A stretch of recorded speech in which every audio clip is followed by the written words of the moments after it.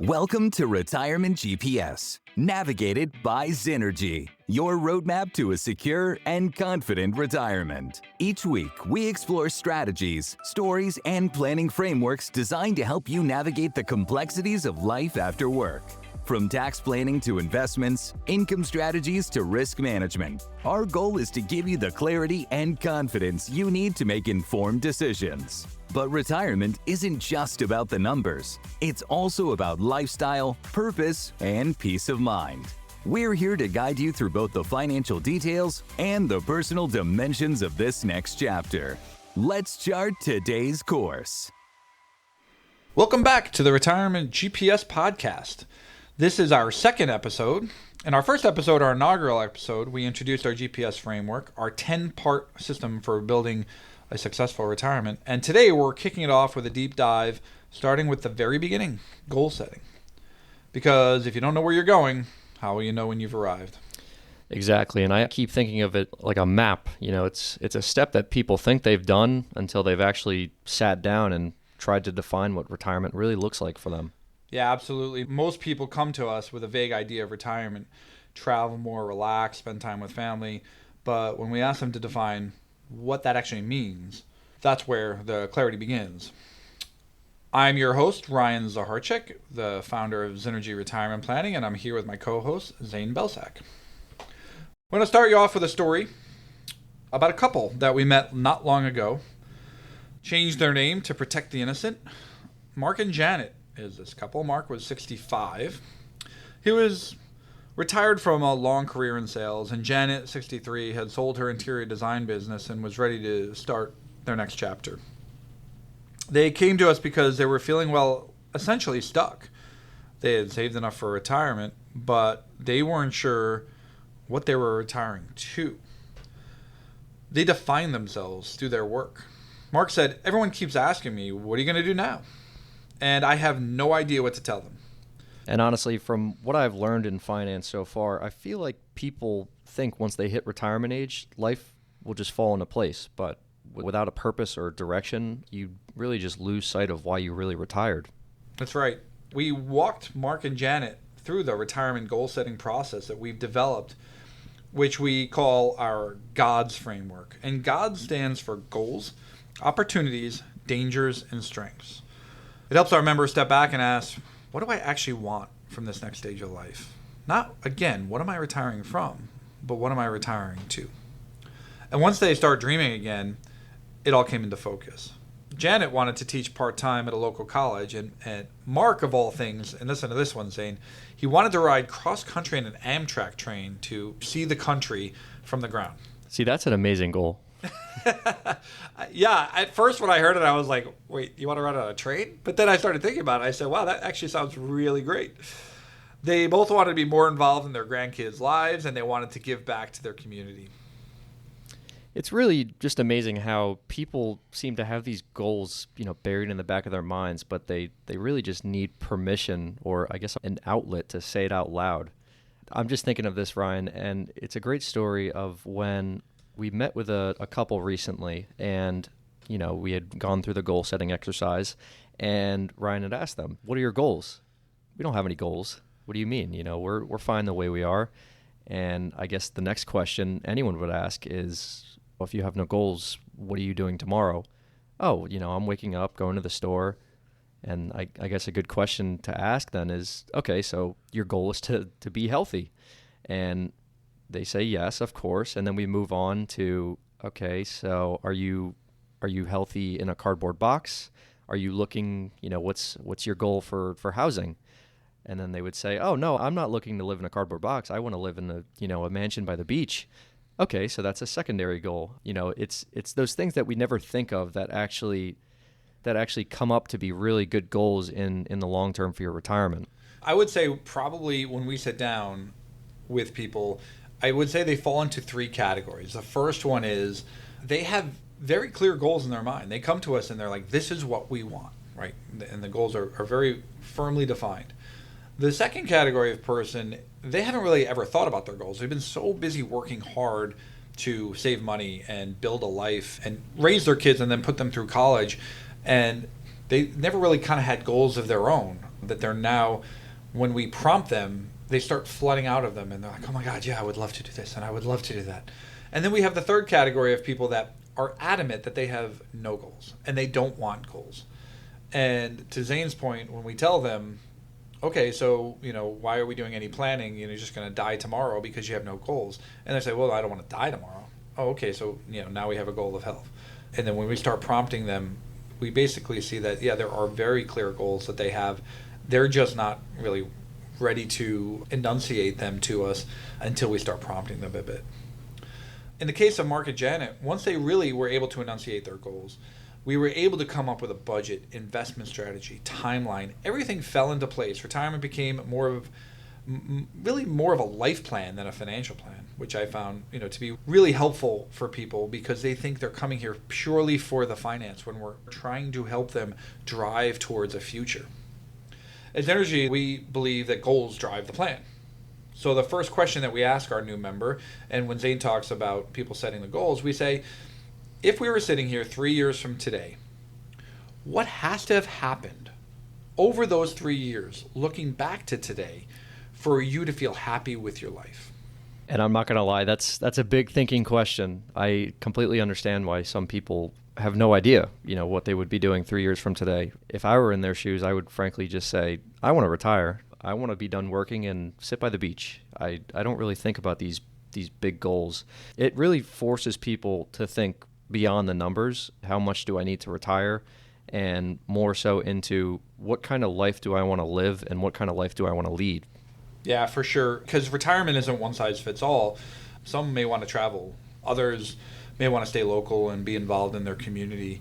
Some may want to babysit for their grandkids, which is a great goal. We have plenty of people that work part-time. Others say, I never want to check my email again. Some people want to ride an Amtrak ride. That's true. That's a new one for sure. But I gotta be honest with you, that may be one of my goals in retirement. So your financial plan really should reflect your values, your goals, not someone else's version of your retirement. Don't get stuck thinking, well, if this person wants to do this, maybe I should want to do that. My parents moved to Florida. That is what retirement means to me. No, what do you want to do? What are your goals? So let's really walk through how we can help people with this. Because when I first think of this goal setting exercise, I think of more so a wish list. Is that what that is, Ryan? Absolutely. It really is. It's why we start with that big, broad question, because it allows you to free think. Now, free thinking can be scary and actually can be really difficult for people, which is why we start with that question, because we do want to see if people have anything really top of mind. A great way to think about free thinking is, I may ask you the question, Zane. You've got 10 seconds. I want you to think of as many white things as you can in the world. Go. Oh, man. Eggs, car, house. I'm looking at a light switch over here, a door. What else? Time up. Good. So five. Five's pretty good.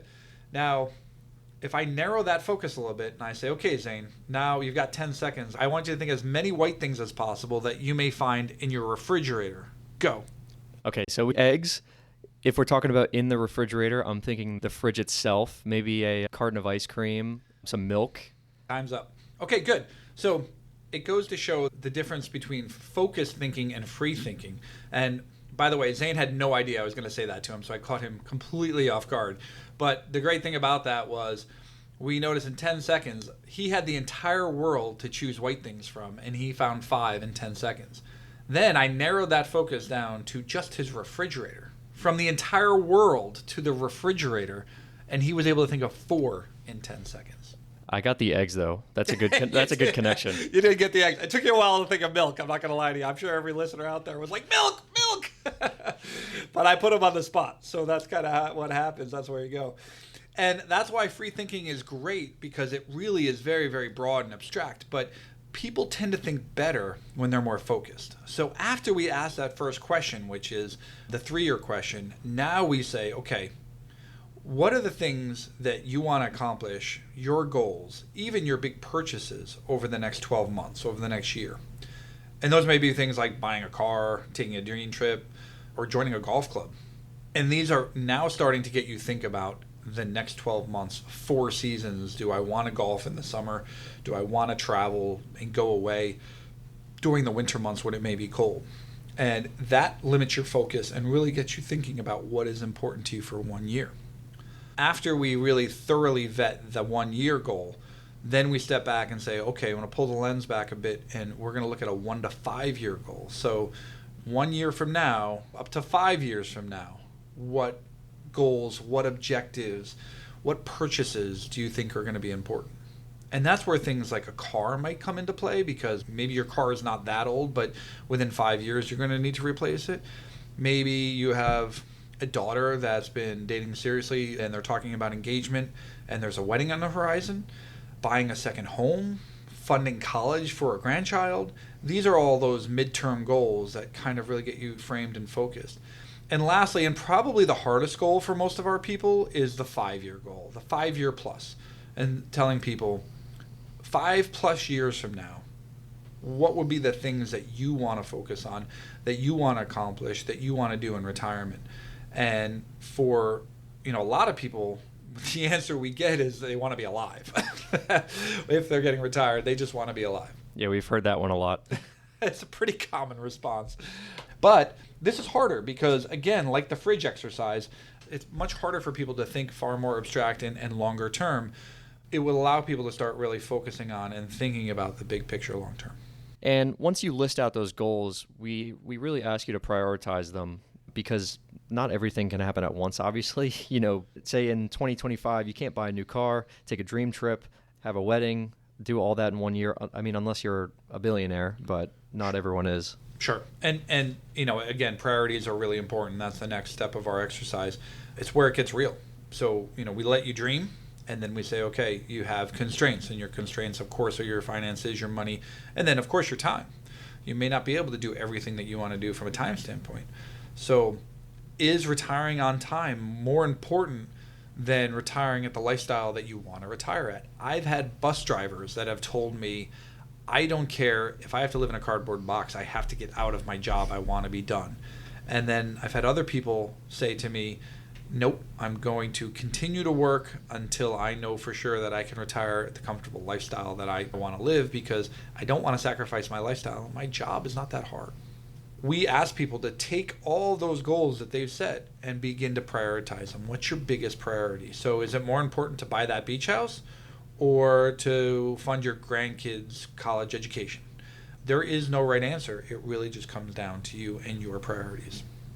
Then we move into the other component of our God's exercise, which is our dangers, opportunities, and strengths. So we ask people, from a danger standpoint, what could get in the way of you accomplishing those goals? What are the real risks to accomplishing those goals? What do you think, Zane? I mean, you've been in enough meetings. What are the common answers we hear when it comes to dangers? Well, I've heard a lot of, macroeconomic answers. I've heard stock market policies, political. Yeah, all good answers. We hear a lot of health too. People say, if I'm not healthy, I can't accomplish my goals. So, it definitely geopolitical, definitely economic, and definitely health come up quite a bit. But those aren't the only dangers. If you have a situation where, you have a child with some disabilities that you're taking care of, that could be an issue as well. So there are a lot of dangers out there that could really affect people. And we want to know what they are so we can help them plan accordingly. Next, what are your opportunities? So what could open new doors? And people do get stuck on this one a little bit. They tend to say to us, like, define an opportunity. What do you mean by an opportunity? The lottery. We get that one a lot. Yep. And we throw that one out. Lottery does not count. Going to Caesars and, putting $1,000 on 23 at the roulette wheel doesn't count either. We're not talking about gambling here. What we're really talking about are what are the things that could pan out down the road and actually really help further your goals, but certainly no guarantees. We actually don't expect them to happen, but if they do, that would be great. So for a lot of our executives, that could be stock options, right? Stock options that pan out. For some people, they own pretty significant interests in small businesses that really don't even have a value, but if they're successful, they could be really, really profitable. For some people, it's an inheritance, and we hate to talk about inheritance because we don't plan for an inheritance in our financial plans, and it sounds a bit crass to even talking about my parents may die and then I get an inheritance, but financially it is a financial opportunity that you might get an inheritance down the line that can help towards your financial goals, and it's important for us to know about those things when setting your goals. There's also pensions. Pensions are great too. It's a huge opportunity. Yeah, a pension's a great opportunity. That's really more of a strength, which is our next category. And a pension is fantastic because it's a heavy strength. So our next question is, what are your strengths? What are the things that you already have going for you that we know we can count on to make sure that you have a comfortable retirement? And pension is probably actually one of the biggest ones. Social Security is another big strength. People will sometimes list their personal characteristics, and they may say, I'm frugal, or, we can live below our means, which is fantastic as well. I was going to say, sometimes it goes beyond financial. I've heard a lot of strength being like, I'm a good communicator, or I'm a good listener. That's great. That's great with finances, especially. There's no question. And we really don't want to limit people's strengths. If they feel like this is a strength that can help them accomplish their goals, then we're all for it, for sure. What I like to see from people when it comes to strengths is, what are the financial sort of safety nets and things that they know that they can count on, but then also what is their resiliency? If things don't go their way, strengths really can apply to being able to adapt and adjust, and if I have to cut my spending, that's okay. We can live with that. I feel like that's a great strength. That's great. And it really keeps things flexible. It honestly reminds people that they're not starting from scratch as well. I feel like most retirees already have their habits, values, and experiences that shape a great future, but they just need help organizing it. Yeah, without question. And that's what we do. And that's really what our goal setting exercise, the first of 10 components of GPS, is all about. So, action steps for today. If you're listening today and wondering where to start, here's what you need to do. We got 4 for you. First one is download our Gods worksheet. This is linked to our show notes, so you can go in there. You can get your own Gods goal setting exercise. Take time to fill it out, but be honest, be bold, dream. Make sure that you're not just saying, I want to wake up tomorrow and not die. Hey, listen, if that's your goal, then that's fine. We don't want you sitting on the couch watching Wheel of Fortune in your retirement. That's not really what is going to create the highest levels of happiness in retirement. We want you to set goals. We want you to be bold. We want you to dream. Don't be afraid to do that. I'm not saying you're guaranteed to accomplish these goals, but don't let failure or the inability to potentially accomplish your goal means we're not going to write it down as a goal. So download the Gods worksheet and set your goals. Second, have the conversation. So sit down with your spouse or partner if you have one and have them do the same exercise and then compare your visions. You might be surprised at what you each value most. And what is so great often about our retirement planning process is when we're sitting with a married couple and we're going through goal setting exercises, a lot of times the goals are completely opposite. They're very, very far apart. I had a commercial pilot we were working with where the wife said, one of her main goals in retirement is to travel. And he said, I never want to travel again. My goal is to stay home. I get it. Absolutely. If your job is travel, retirement doesn't sound fun when it's travel. So make sure that you have that conversation. The great thing is we can sit down and have a conversation about how to bridge that gap. How do we meet in the middle so that you're both happy in your retirement? Next, prioritize what's most important, what can wait, but what needs to happen first. And, again, I'm not going to tell you what's priority. Your priority is what's important. Is your family a big priority? Great, that's fine. Saving for grandkids' education, paying for a child's wedding, that would be fantastic. And maybe you're going to say to us, or to your spouse, like, listen, we've done that. We raised our kids and we gave them the best of everything. And now it's time for us to enjoy our life. And that's okay too. It's not selfish. It's putting yourself first. That's not a problem. Lastly, reflect on your Gods exercise. So what are the dangers that need to be eliminated? What are the opportunities that you want to seize? And what are the strengths you already have that can help you move towards those goals? And really, this doesn't apply to just retirees. This really applies to everybody. The Gods worksheet can apply to someone relatively young, someone my age. And for example, my goals would be like establishing an emergency reserve or, building a 401k fund. It really applies to whatever you make of it. Yeah, you are 100% right. We talk a lot about retirement because that's the type of people that we work with. But when we do this goal setting exercises with younger people, it's amazing what we hear and what comes out of it. You do not have to be in or near retirement to do this exercise. It's for everybody. And the process really isn't just about clarity. It's more about excitement. reconnecting you to the reason you've been saving and working for decades, or in my case, 2 years. Yep, doesn't matter your time frame. It really is about clarity. It's really about getting organized and in your thinking and what your future is going to be. Because when you know what you want, we can help you build a plan to get there. But if you don't know where you're going, that makes our job very, very difficult. So join us next time, guys. We're going to explore GPS component number 2, budgeting and cash flow, how to build a sustainable spending plan in retirement that really aligns with the goals that we've set. So until then, keep planning and keep your retirement on course. Thank you for listening to Retirement GPS, navigated by Zenergy. To explore today's topic further, visit our blog Mile Markers at zenergyretirement.com/blog, where we offer detailed strategies, examples, and downloadable tools to support your retirement journey. Follow us on LinkedIn, Instagram, and Facebook at Zenergy Retirement Planning for weekly insights, checklists, and planning reminders.